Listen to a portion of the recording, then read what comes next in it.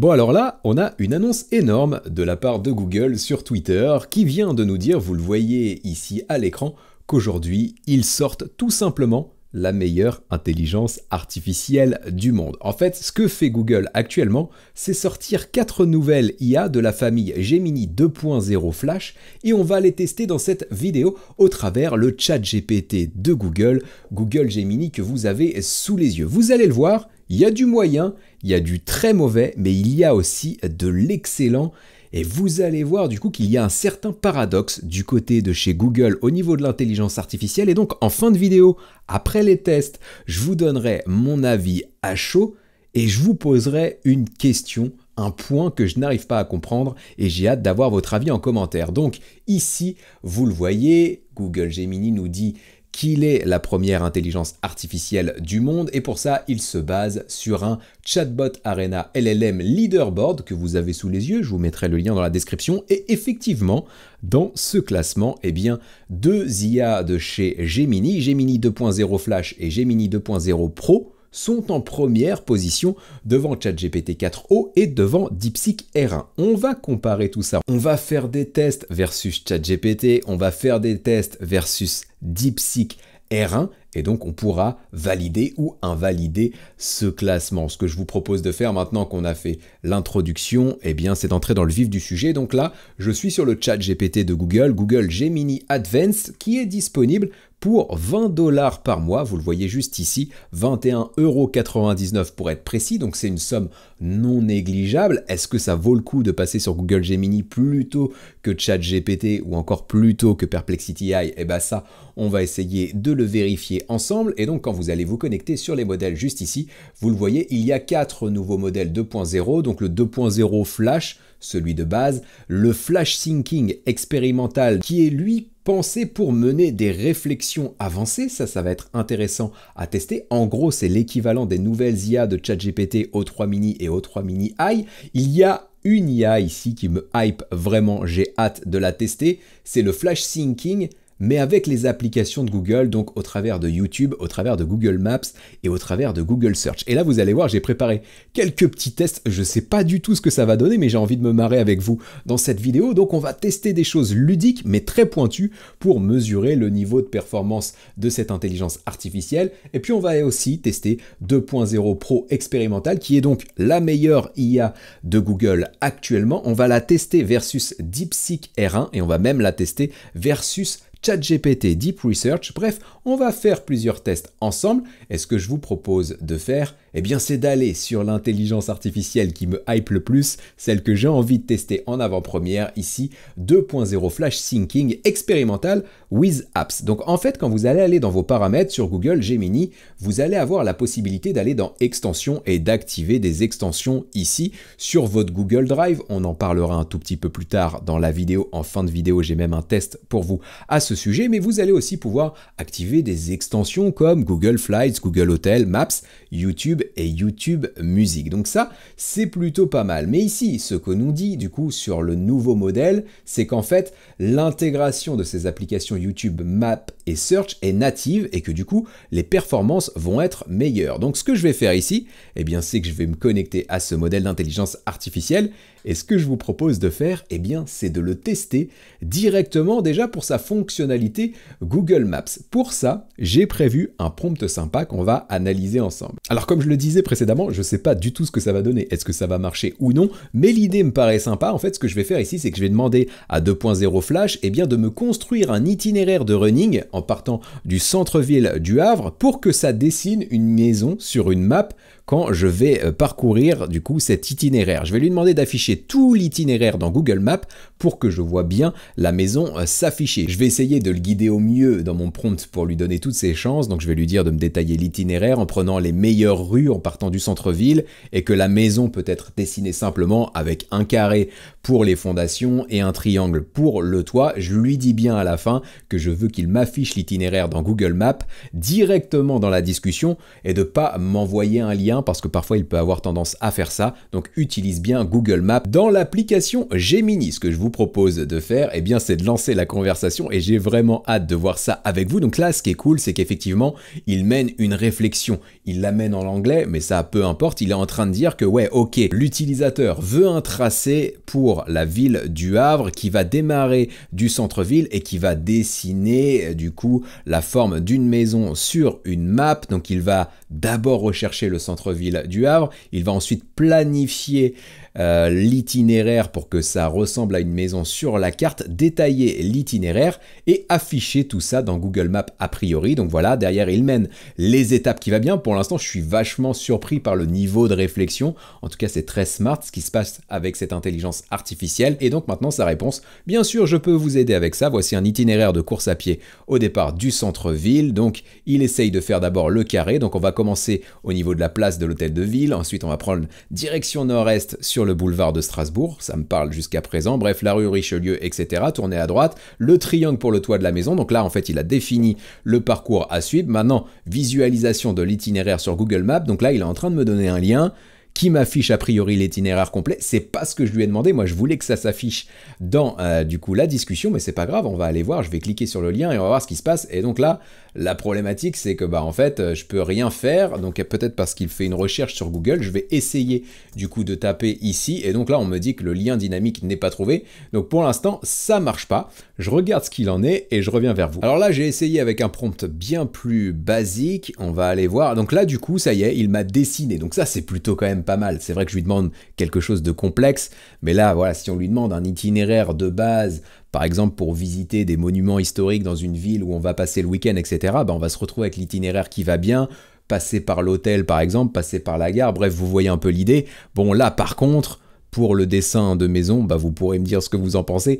J'ai l'impression qu'on est quand même loin du résultat, mais en tout cas, on aboutit à quelque chose. Donc ça, c'est vraiment encourageant. On a la map ici qu'on peut ouvrir avec les points clés, et derrière, on a le dessin directement sur la map, maison ou pas, ça vous me direz en commentaire. Donc voilà pour le premier test que je voulais faire, et moi, je suis vraiment intéressé par cette fonctionnalité, et j'ai envie de tester autre chose. Vous connaissez peut-être, sans doute, ce jeu qui s'appelle GeoGuessr. C'est un jeu dans lequel on va vous présenter des images d'un endroit aléatoire dans le monde et vous allez devoir mettre une épingle sur une carte pour essayer de déterminer l'endroit précis de cette image. Et ce que j'ai envie de faire, bah, c'est de jouer à GeoGuessr, mais en m'aidant du coup de Gemini avec la partie Google Maps. Je vais essayer, je vais lancer ici, vous le voyez, j'ai 3 free locations, je peux jouer 3 fois gratuitement aujourd'hui sur GeoGuessr. Et bien ce que je vous propose de faire, c'est qu'on joue ensemble. Alors c'est parti pour le premier game, je vais essayer voilà, de l'approcher quand même quelque part pour qu'il puisse avoir des éléments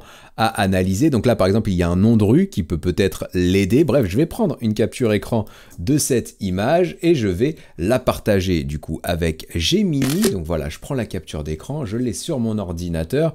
Moi là comme ça j'ai aucune idée d'où ça pourrait être. Voilà, vous pourrez me dire en commentaire si vous aviez deviné et ça me permettra de voir s'il y a des professionnels de GeoGuessr sur la chaîne. Donc là ce que je vais faire, je vais lui demander la chose suivante. Donc voici une image issue du jeu GeoGuessr.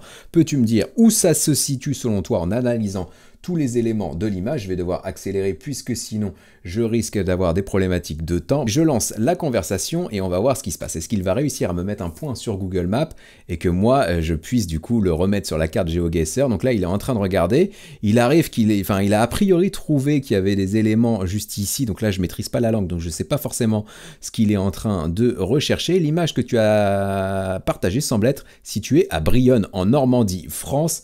Alors là, j'ai pas du tout la ref, je n'y crois pas une seconde, mais admettons, on va aller sur GeoGuessr, on va du coup zoomer pour avoir du coup la Normandie qui est juste là, donc Brionne, ça doit être quelque part par ici, estimer l'emplacement.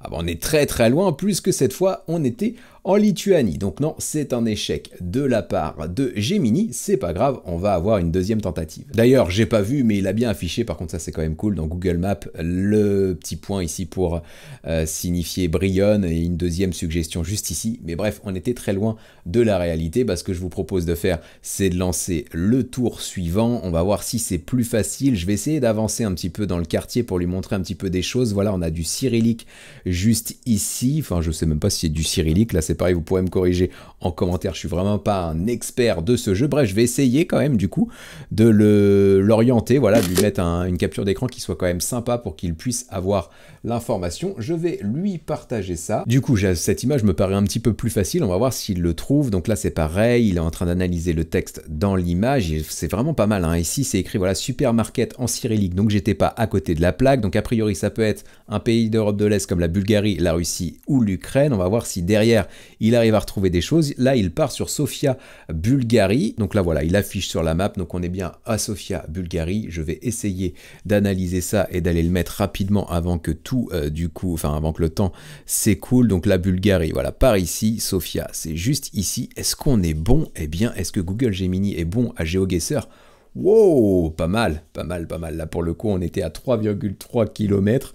Bon guess de la part de Google Gemini et on va tenter le troisième. Donc là, ouais, plutôt satisfait de l'intelligence artificielle 2.0. On va débuter le tour suivant et on va voir où il est. Donc là, on est dans une rue. Bon, a priori, là, on voit l'Irlande. Je vois l'Irlande juste là, donc ça c'est plutôt pas mal. Je vais essayer d'avancer un petit peu pour l'orienter, lui mettre une image qui serait intéressante à analyser. Voilà, là je vois le nom d'un hôtel, je vois le drapeau irlandais. Donc là ce que j'ai envie de faire, c'est de prendre cette image, voir s'il va réussir à trouver le nom de l'hôtel, s'il va réussir du coup à deviner que c'est en Irlande. Normalement il a toutes les informations cette fois, et puis du coup on va voir s'il arrive bien à déterminer le lieu exact sur la carte. Je lui partage l'image, je lui dis bravo pour la fois précédente parce que c'était vraiment bien, et on relance du coup la réflexion sur 2.0 Flash et on va voir ce qui se passe. On se retrouve pour le résultat. Donc voilà, il est vraiment en train de rechercher Trinity City Hotel Dublin juste là. Je lui demande du coup de m'afficher ça sur une map. Donc là c'est un peu gros, donc Dublin c'est là, c'est de l'autre côté du fleuve a priori. Je vais aller faire le guess, on va voir, je vais peut-être être plutôt pas mal du coup là-dessus. Donc l'Irlande, on va aller par ici, Dublin c'est par là, et donc a priori on est de l'autre côté, j'allais dire de l'autre côté de l'eau. Donc là je vais zoomer, donc on est quelque part par là si on en croit Gemini sur la map. Ouais, voilà, on est quelque part par ici. Eh bien je vais tenter du coup le guess, voilà, juste là, hop, et je vais valider et on va voir si j'étais pas mal. 249 mètres. Je vais me mettre à jouer à GeoGuessr avec Gemini, c'est plutôt pas mal, mais je crois que c'est de la triche. Donc ouais, moi je vais peut-être éviter. Maintenant, j'ai envie de tester sur YouTube. Vous l'avez vu, on a la possibilité du coup de faire des analyses sur YouTube. Et là, j'ai envie qu'il m'aide à analyser une de mes vidéos. J'ai préparé un petit exemple juste là. Donc je vais copier-coller le prompt. Et donc pour tout vous dire, eh bien la vidéo que je vais lui partager, c'est celle-ci dans laquelle je vous présente mes investissements IA et les 4 IA gratuites qui font pas mal de choses sans avoir à débourser 1 euro. Donc voilà, on va voir s'il arrive à analyser la miniature, s'il arrive à analyser le titre, la description. On va regarder tout ça ensemble. Bref, je lui ai partagé le lien YouTube de la vidéo et je lui dis ta mission c'est de me faire une critique constructive sur toute la vidéo, la miniature, le titre, la description et le contenu de la vidéo. J'ai envie de voir s'il arrive à comprendre de quoi parle la vidéo, me faire une synthèse constructive des commentaires, ça peut être intéressant. Je reçois beaucoup de commentaires sur mes vidéos YouTube et donc d'avoir le sentiment de mes abonnés, ça peut être sympa. Et enfin me donner des axes d'amélioration en fonction de ces 2 premiers points pour m'améliorer sur YouTube. Je vais lancer la demande et on va voir ce qui se passe. Donc là, pareil, il mène sa réflexion. Donc là, il va sur YouTube. On a le petit icône qui apparaît juste ici. Il va regarder les métadatas du côté de chez YouTube. Il va même utiliser Google Search pour trouver des choses. Bref, il utilise différents outils YouTube, Google Search. Ça, on vient de le voir. Et donc là, derrière, ça y est, il me fait sa critique. Et donc là, on va regarder ça ensemble. Donc déjà, la miniature, il me dit, je n'ai pas accès directement à la miniature. Cependant, le titre de la vidéo suggère une promesse forte et un contenu potentiellement accrocheur. Donc là, il explique ce que serait une miniature efficace, mais a priori, il n'arrive pas à la récupérer. Ça, c'est déjà problématique, puisque finalement, il pourrait avoir ça dans ses datas. Et derrière, le titre, il me dit, bon, le titre est excellent pour plusieurs raisons. Donc, il est accrocheur, la promesse est claire, avec les 4 IA qui font tout, les mots-clés sont pertinents, donc là-dessus, c'est bien. Derrière, il me dit, j'ai pas accès non plus au contenu de la description. Et donc, il m'explique ce que serait une bonne description, mais il ne voit pas ce que j'ai rédigé, du coup, sur la vidéo. Donc, la description, c'est ce qu'il y a en dessous, donc il aurait pu récupérer ces informations-là. A priori, ça, il ne peut pas le faire. Et donc le contenu de la vidéo, le titre suggère un contenu de type test ou comparatif, et il me dit que pour une critique constructive, faudrait analyser la vidéo, mais il me dit qu'il peut pas le faire. Et en fait, il me dit aussi qu'il n'a pas accès aux commentaires. Donc là, pour le coup, je ne vois même pas l'intérêt de cette analyse. Il n'a rien analysé du tout. Là, c'est un peu dommage pour une fonctionnalité qui est directement connectée à YouTube. En sachant qu'il arrive à récupérer la vidéo juste ici, il a la miniature, donc j'imagine que là, ce serait faisable pour lui d'analyser la chose dans sa globalité. Il a même récupéré la description juste là. Donc en fait, les infos, il les a. C'est pas grave pour YouTube. C'est pas top. On va tester maintenant la fonctionnalité Google Search pour voir si, notamment, c'est aussi bon que ce qu'on a au niveau de la concurrence, que ce soit c'est DeepSeek R1 ou encore sur ChatGPT Search. Et pour faire ça, on va revenir sur une des vidéos que j'ai partagées, la dernière que j'ai publiée avant celle-ci, dans laquelle je me suis un peu fait détruire en commentaire parce que je remettais en cause les performances de DeepSeek par rapport à ChatGPT Deep Research. En gros, ce que je disais dans la vidéo, c'est que pour moi, Deep Research était nettement meilleur que DeepSeek, et là, je me suis pris des commentaires de haters d'un peu partout qui me disaient « Bah non, DeepSeek est gratuit, donc c'est le meilleur ». Vous pourrez me dire ce que vous en pensez en commentaire. Est-ce qu'un outil, puisqu'il est gratuit, est forcément meilleur qu'un payant? Je ne suis pas certain. Et l'autre problématique qu'on a, c'est qu'il y a beaucoup de personnes qui m'ont dit « Non, mais en fait, tu as fait un test, mais à 8 minutes 50, 8 minutes 53, 8 minutes 57, DeepSeek répondait bien à ta question, répondait de manière exacte, contrairement à ChatGPT. Et donc je vais revenir sur ce point et on va du coup se servir de ce prompt pour comparer le niveau de performance avec Gemini 2.0 Flash et donc la fonctionnalité Google Search. Et donc en fait le prompt que je partageais juste ici, en fait je disais à DeepSeek que je me souvenais d'un jeu vidéo que j'adorais sur PlayStation, mais que j'avais que des bribes d'informations, que tout était très vague et que j'étais pas sûr de ce que j'avançais. Donc je lui disais que ça se passait dans un laboratoire aux alentours de 95-97, que le gameplay était à la troisième personne, qu'il y avait une ambiance laboratoire virus, pas de créatures monstres, etc. Mais que je me souviens voilà, qu'il y a des choses, que la jaquette était peut-être verte, mais que tout ça, j'en étais pas sûr du tout. J'ai partagé le même prompt sur ChatGPT Deep Research et ici, et en fait, ChatGPT Deep Research a bien répondu à la question, alors qu'en fait, DeepSeek m'a répondu un petit peu à côté de la plaque en mettant MDK, qui est un jeu d'Alien par exemple, Apocalypse, Siphon Filter, encore Parasite Eve, qui là est plutôt un protagoniste féminin, donc c'était pas bon. Et les gens, pour me tomber dessus, en fait, se sont basés sur la réflexion juste ici, en me disant, oui, mais attention, dans sa réflexion, à un moment, il a quand même cité le jeu c'était Overblood, et donc il l'a cité juste ici, mais il ne l'a pas retenu dans sa réponse, contrairement à ChatGPT, qui lui, l'a bien cité, et c'était bien ce jeu. Et les gens me sont tombés dessus, et du coup, ça m'a un peu fait halluciner, puisqu'en fait, là, c'est pas sa réponse, c'est sa réflexion, c'est son arbre de pensée à lui, sa chaîne de pensée, plutôt, pardonnez-moi pour l'approximation. Et donc, du coup, si on regarde un petit peu dans sa réflexion, il me proposait des choses assez incroyables, comme Crash Bandicoot 2 dans la réponse, ou Spyro le dragon. Bah oui, forcément, il a cité tous les jeux de la planète, donc au bout d'un moment, il avait peut-être le bon dans sa réflexion, mais pas dans sa réponse. Et le problème, et c'est une aparté que je fais dans cette vidéo, mais c'est que beaucoup de personnes ont cru que je critiquais DeepSeek, alors qu'en fait, DeepSeek, j'adore cette intelligence artificielle, elle est ultra performante, surtout pour un outil gratuit, mais je dis juste que ChatGPT Deep Research a écrasé DeepSeek R1 parce que la fonctionnalité est juste plus performante. Vous pouvez aller voir la vidéo, elle s'affiche en haut à droite de l'écran et sera en lien dans la description si vous ne l'avez pas vue.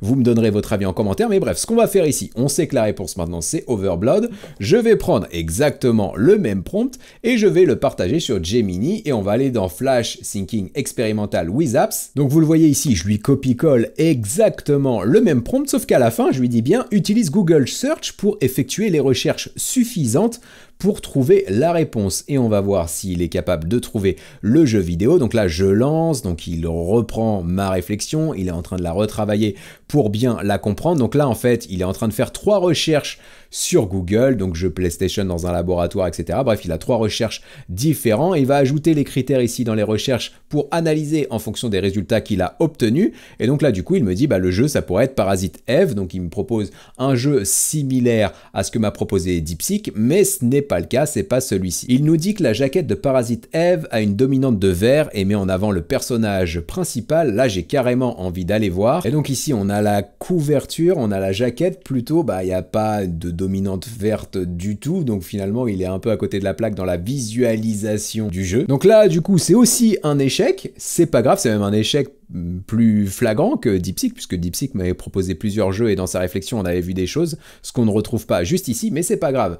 Vous l'avez vu juste là, il y a une fonctionnalité Deep Research sur Gemini avec un modèle moins avancé que les 2.0, mais on va le tester juste après versus Deep Research de ChatGPT notamment. Là, ce que je veux le faire, c'est encore le mettre en confrontation directe avec DeepSeek, qui là m'avait vraiment bluffé. C'est vrai que c'est pour ça que je comprends pas tous les commentaires qui me sont tombés dessus sur la vidéo précédente. Là, ici, j'avais demandé à DeepSeek de me créer une animation HTML pour me permettre d'expliquer simplement le fonctionnement des modèles de langage. Et donc ici, quand je vais cliquer sur Run HTML pour le tester, regardez l'animation qu'il m'a créée en un seul prompt. Ici, on va avoir le prompt de l'utilisateur qui dit comment ça va. On va pouvoir cliquer sur envoyer le prompt. Derrière, il y a une animation qui va nous montrer avec les ronds verts que l'intelligence artificielle va piocher les mots les plus probables qui doivent intervenir après la phrase comment ça va, et du coup on va avoir la réponse qui sort ici dans le modèle d'IA génératif, je vais bien, merci, etc. Et donc l'animation, elle est juste parfaite. Donc là on va voir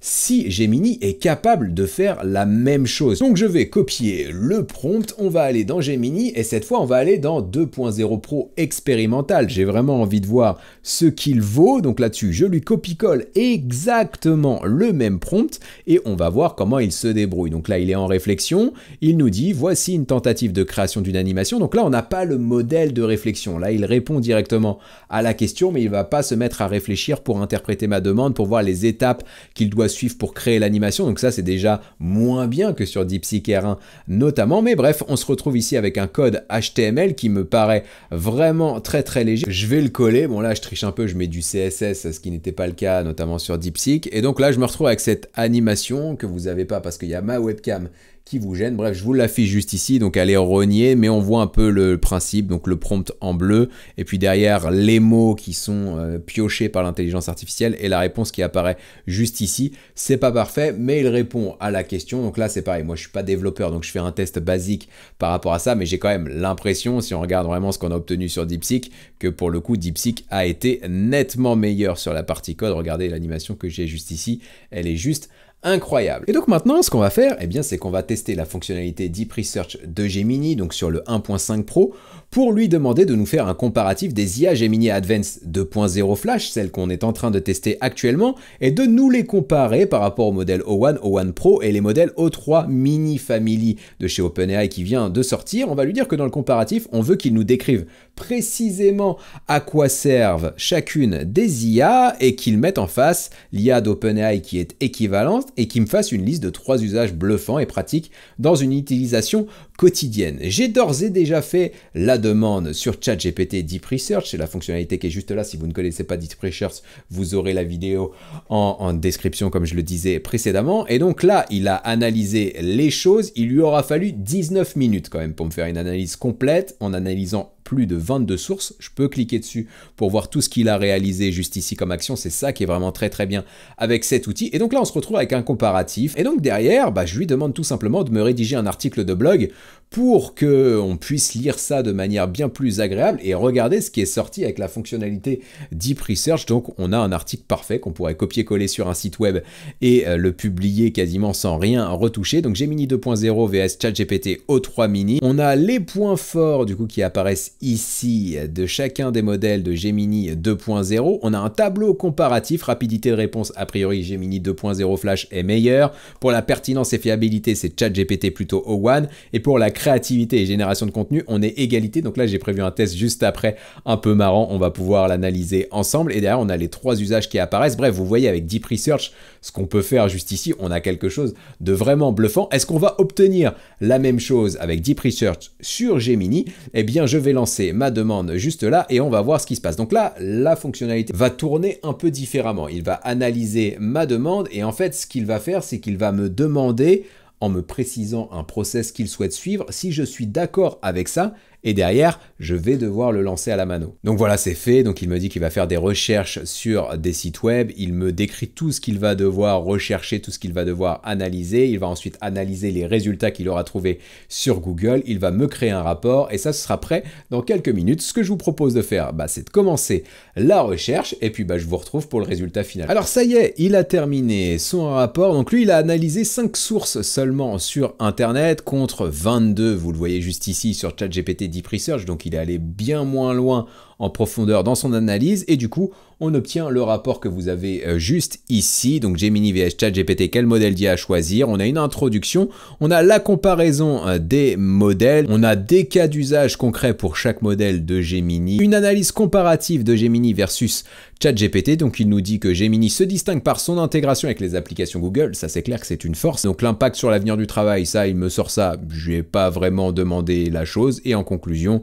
on a ici la conclusion qui va bien et les 5 sources comme je vous le disais précédemment. Donc dans le rapport, bon, on peut dire, allez, si je suis, j'essaye d'être objectif, vous me direz ce que vous en pensez en commentaire. Moi, j'ai envie de dire que c'est moins bien que sur Deep Research, clairement, même par rapport à ce qu'on a pu avoir ici. Enfin, ça me paraît juste, voilà, le jour et la nuit. Mais néanmoins, si on regarde ce que fait Gemini, il répond à ma question. On a un résultat qui tient la route. Et la petite cerise sur le gâteau, c'est qu'on a la possibilité d'ouvrir tout ça dans un fichier Google Doc en cliquant sur l'option juste là. Vous le voyez à l'écran. Donc ça, c'est vrai que c'est une force de l'écosystème Google. Maintenant, ce qui est ressorti dans les comparatifs, c'est que notamment en termes de créativité, ils étaient assez similaires, assez ex-aequo. Et on va pouvoir le tester une fois juste ici. Donc là, je vais prendre le modèle ChatGPT O3 Mini AI, qui est l'une des dernières intelligences artificielles sorties du côté de chez OpenAI. C'est pareil, j'en ai fait une vidéo test complète qui s'affiche en haut à droite de l'écran et qui sera en lien dans la description.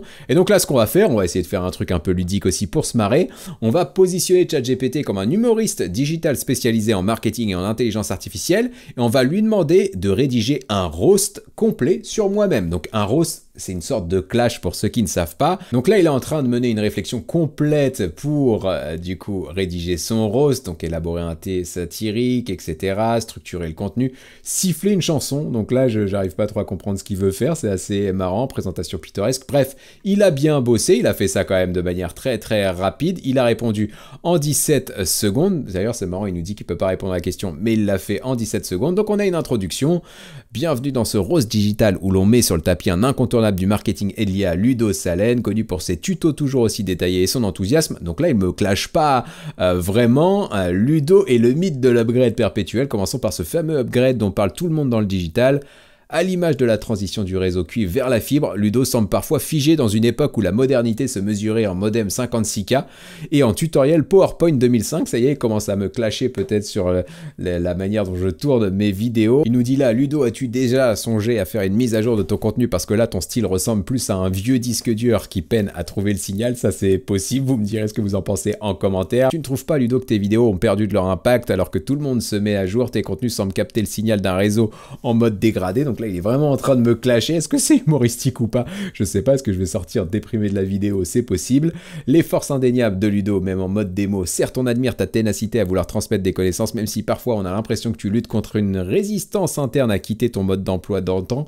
Donc en gros, il me dit que je suis périmé. Le ChatGPT O3 Mini AI. Il me dit notamment ici, est-ce que tu te rends compte, Ludo, que tes punchlines pourraient être diffusées en mode rétro à la radio FM des années 90? Ça, c'est possible. Donc bref, en gros, ce qu'il dit, c'est que je suis périmé. Alors Ludo, prêt à passer du mode vintage à la version 2.0, et vous en pensez quoi? Vous pourrez me dire ce que vous en pensez en commentaire. Très honnêtement, la structuration est là, mais pour le coup, je me suis pas trop marré, j'ai pas trouvé trop de blagues intéressantes là-dedans. Bref, je vais lancer Gemini, on va être sur le flash thinking expérimental, donc celui-ci qu'on n'a pas encore testé dans la vidéo. On va lui lancer exactement la même chose, et on va voir comment il se débrouille. Donc là, il affiche le raisonnement qui va bien, il répond quand même très très rapidement. J'ai l'impression que c'est vrai qu'en rapidité, il est mieux du coup que ChatGPT. Il intègre des images, là ça peut être assez marrant. Introduction Ludo Salen, le marketeur augmenté, mais pas trop, le petit clash qui va bien. Mesdames, messieurs, geeks et marketeurs de tous horizons, ce soir nous ne sommes pas venus pour enterrer Ludo Salen, mais presque, c'est un peu notre gourou 2.0 à tous. Imaginez un mélange entre un prof sympa, un vendeur de rêves digital, et disons quelqu'un qui n'a pas encore tout à fait compris que 2025, c'est déjà demain. C'est même aujourd'hui, du coup Gemini là-dessus, donc là je prends encore cher. Ludo Salen souriant et un peu gêné sur scène sous un spot de de lumière crue. Alors là, par contre, c'est pas moi. Je pense qu'il a voulu intégrer une image de moi, mais il s'est planté. C'est dommage, l'idée était plutôt bonne. Ludo Salen, c'est l'incarnation du youtubeur qui te promet la lune avec une formation en ligne à 297 €. Alors là, j'ai pas de formation en ligne à 297 € en tout cas. On se demande s'il n'est pas resté bloqué en 2023. Donc là, il est dans le même genre que ChatGPT précédemment. Il reprend ensuite l'analogie du modem 56K comme a pu le faire ChatGPT. Et derrière, il me dit « Et parlons de tes contenus, Ludo, c'est toujours bien fait, clair, pédagogique. Merci, Gemini. Trop pédagogique peut-être. On dirait que tu expliques le fonctionnement d'un algorithme à ma grand-mère de 85 ans. » Ah là, je prends un petit taquet qui va bien. Derrière, il essaye de mettre des images. Ça, c'est pas mal. Ça aurait été une bonne idée, mais du coup, là, je vois pas trop la pertinence de ces images. C'est un peu dommage. On t'aime bien, Ludo. Vraiment, tu es rassurant. Tu es prévisible. Tu es fiable comme une vieille Renault 4L. je prends bien cher, mais en 2025, on veut des Tesla, des fusées SpaceX, des trucs qui décollent. Donc, en gros, je suis périmé. Voilà, c'est ce que me disent un petit peu les deux. Il me donne un conseil d'ami. C'est simple. Mets un coup de boost à ton contenu. Fais une mise à jour, une upgrade, un passage à la version 3.0 devient Ludo Salen 3.0. Donc quand ChatGPT me disait 2.0, et donc là c'était un petit roast bienveillant. Est-ce qu'il est bienveillant ou pas? Là ça serait vous de me dire en commentaire, est-ce que vous êtes d'accord ou non avec Gemini et ChatGPT? Là c'est pareil, vous me direz. Donc là en termes de créativité, bon c'est assez équivalent. Ce que j'aime bien quand même, c'est la possibilité peut-être d'intégrer des vidéos ou d'intégrer des images. Ça c'est plutôt sympa. Néanmoins, donc on vient de faire le test, on a fait des tests un peu marrants avec GeoGuessr, on a fait des tests un peu marrants avec la créativité, etc. Mais quand on a testé Deep Research, quand on a testé le code avec 2.0 Pro, quand on a testé un petit peu les choses de manière un peu plus sérieuse, bah en vrai j'ai l'impression que Gemini est toujours en retard par rapport à la concurrence, notamment ChatGPT et DeepSeek, on l'a vu à plusieurs reprises, et c'est ce que je vous évoquais en introduction. Je ne comprends pas pourquoi Google, sur son ChatGPT, donc Gemini Advanced, est aussi mauvais. C'est ça qui me pose moi problème, surtout quand on regarde les autres outils de la suite Google d'un point de vue intelligence artificielle. Notamment ici, on nous dit sur Google et DeepMind qu'on peut tester les nouveaux Gemini 2.0 Flash directement dans le Google AI Studio. Et moi, le Google AI Studio, je vous en ai parlé sur la chaîne, c'est vraiment un outil incroyable. Je le trouve vraiment incroyable. Les intelligences artificielles dessus sont juste exceptionnelles. On va faire un test juste ici. Je vais me mettre sur le Gemini 2.0 Pro expérimental et je vais lui demander de me retrouver le jeu vidéo qu'on a essayé de trouver sur DeepSeek ou encore sur Gemini précédemment. Et on va voir s'il ne trouve pas le résultat ici. Et donc là, j'ai lancé la demande et donc regardez, ça y est, il a fait plusieurs recherches, il a utilisé des mots-clés sur Google, etc. Il me sort plusieurs jeux, Resident Evil 2, Dino Crisis, Parasite Eve et Overblood en numéro 5. Et donc il dit, compte tenu de tes souvenirs, Overblood semble être le candidat le plus probable parce que ça correspond à la période, au gameplay, etc., à l'absence de monstres classiques et à la jaquette verte. Donc lui trouve la réponse sur le Google AI Studio, mais sur Gemini, on est dans une vraie galère. Et ça, c'est la petite problématique que j'ai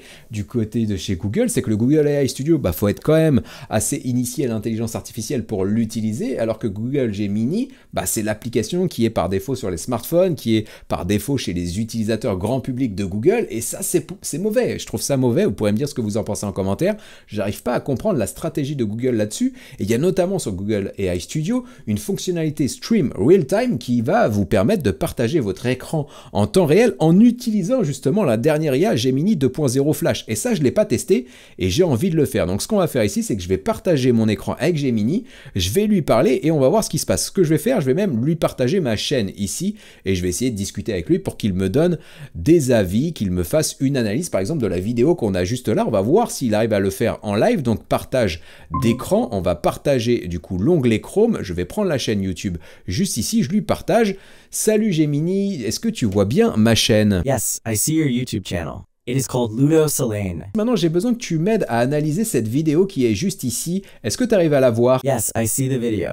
It is titled ChatGPT vient de détruire DeepSeek. Ok, c'est super. Par contre, il va falloir que tu me répondes en français impérativement. Et donc, ce que j'aimerais que tu fasses, du coup, c'est que tu analyses cette vidéo pour moi, que tu regardes un petit peu les commentaires qui sont partagés ici et que tu me fasses un retour du sentiment des utilisateurs sur cette vidéo. D'accord. Après avoir analysé les commentaires, voici CE que j'ai pu constater. 1. Réaction mitigée sur DeepSeek. Certains utilisateurs semblent penser que DeepSeek est dépassé par ChatGPT. Cependant, d'autres soulignent que DeepSeek possède également des atouts et qu'il ne faut pas le dénigrer trop vite. Il y a une forme d'inquiétude chez certains. notamment par rapport à l'aspect payant des Ok, services. ok, ok. Ciao. Bah écoute, je te remercie. C'est vachement sympa ce que tu viens de me faire et ça démontre bien la pertinence de l'intelligence artificielle Google dans un outil comme le Google AI Studio. Et juste pour terminer, voilà, vous avez la possibilité aussi d'utiliser l'IA Gemini directement dans les outils Google. Par exemple, ici, je vous ai prévu une petite demande très basique pour que vous puissiez voir comment ça marche. Je vais lui demander de me rédiger une note de service pour présenter les principales bonnes pratiques à suivre pour rédiger de bons prompts sur les IA génératives. Je vais lancer la demande ici et en fait, il va rédiger un article que je vais pouvoir envoyer dans mon Google Doc juste là et derrière avec l'intelligence artificielle, je vais pouvoir améliorer notamment le contenu en suggérant des modifications. Et c'est ultra pratique. Donc là, vous le voyez, il l'a terminé. Je peux basculer, du coup, insérer le contenu dans la page. Donc là, la note de service, elle est très courte. J'aurais dû spécifier ça de manière bien plus détaillée dans mon prompt. Donc le potentiel, il est énorme du côté de chez Google de ce côté-là. Et puis il y a d'autres outils que j'aime bien, que je vous présente régulièrement sur la chaîne, comme Notebook LM, qui vous permet de partager des fichiers PDF notamment ou des vidéos YouTube sur un sujet spécifique pour en faire un vrai dossier, une vraie base de données et à partir de là, poser des questions sur tous vos contenus sans connexion à Internet, faire des résumés audio notamment et des podcasts à partir de vos contenus. Cet outil, il est incroyable. Si vous ne le connaissez pas, je vous le mettrai en vidéo à la fin. Bref, voilà pour mon test de Gemini. On est parti un peu dans tous les sens, mais on a tout testé, je le pense. Dites-moi ce que vous en pensez. Est-ce que Google Gemini 2.0 est la meilleure IA du monde selon vous? En tout cas, elle l'est selon Google, a priori, si on reprend le tweet de départ. Moi, très honnêtement, je vous le dis, voilà, sur Google Gemini Advanced, 20 $ par mois, l'équivalent de ChatGPT, je trouve ça très décevant, même s'il y a quelques fonctionnalités marrantes. On est en dessous de ChatGPT, on est en dessous de DeepSeek, on est en dessous de Claude et de beaucoup d'outils d'intelligence artificielle disponibles actuellement. Mais néanmoins, quand on utilise d'autres outils comme le Google AI Studio ou encore Notebook LM, les intelligences artificielles sont ultra performantes. Donc pour moi, il y a un paradoxe du côté de chez Google. Je pense qu'ils prennent le temps de développer les choses en interne et ils n'ont pas envie de griller trop de ressources en proposant les meilleures fonctionnalités, en tout cas les meilleures performances au grand public, mais que c'est une bonne stratégie d'un point de vue marketing, développement commercial? Est-ce qu'ils vont pas avoir un train de retard trop important par rapport à ChatGPT ou d'autres IA comme DeepSeek auprès du grand public? Là, ça me fait vraiment peur. Vous pouvez me dire ce que vous en pensez en commentaire. J'ai hâte de lire vos avis. Voilà, c'était Ludo. J'en ai terminé pour ce test. J'espère que ça vous aura plu. Je vous retrouve très bientôt sur la chaîne pour d'autres vidéos dans lesquelles je vous partagerai des actus, des démos, des outils, des tutos, des astuces, bref, tout ce que je peux découvrir et connaître de l'intelligence artificielle avec toujours le même but, celui de vous donner toutes les clés pour que vous puissiez profiter des opportunités que l'IA génère. La lumière vient de s'éteindre, elle nous a quittés, c'était donc le bon moment pour finir la vidéo. À très bientôt, ciao!